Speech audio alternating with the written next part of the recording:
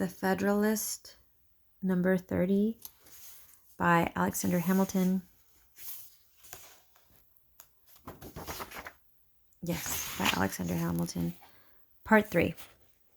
Let us attend to what would be the effects of this situation in the very first war in which we should happen to be engaged. We will presume, for argument's sake, that the revenue arising from the impost duties answers the purposes of a provision for the public debt and of a peace establishment for the Union. Thus circumstanced, a war breaks out.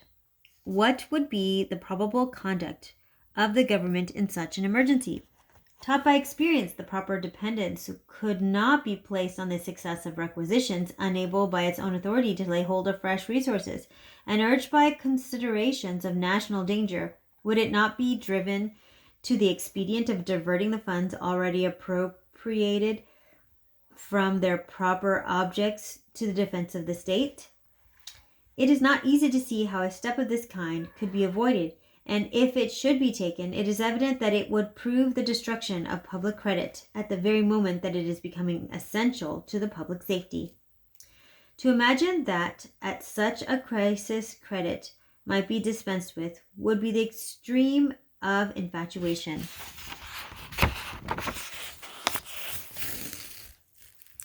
Modern system In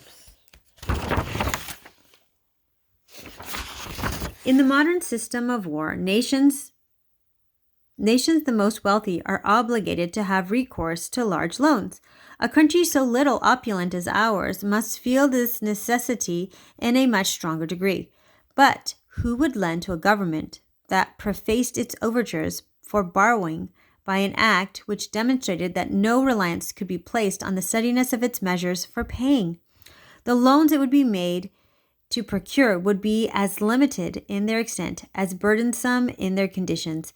They would be made upon the same principles that usurers commonly lend to bankrupt and fraudulent debtors, with a sparing head and at enormous premiums. It may perhaps be imagined that from the scantiness of the resources of the country, the necessity of diverting the established funds in the case supposed would exist, though the national government should possess an unrestrained power of taxation.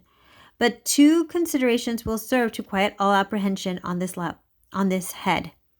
One is that we are sure the resources of the community in their full extent will be brought into activity for the benefit of the Union. The other is that whatever deficiencies there may be can without difficulty be supplied by loans. The power of creating new funds upon new objects of taxation by its own authority would enable the national government to borrow as far as its necessities might require.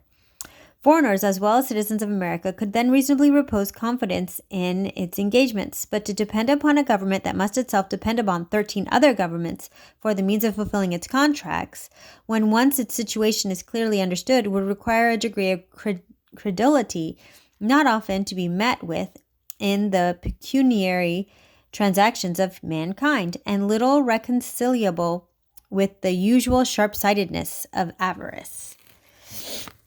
Reflections of this kind may be trifling weight with men who hope to see realized in America the halcyon scenes of the poetic or fabulous age.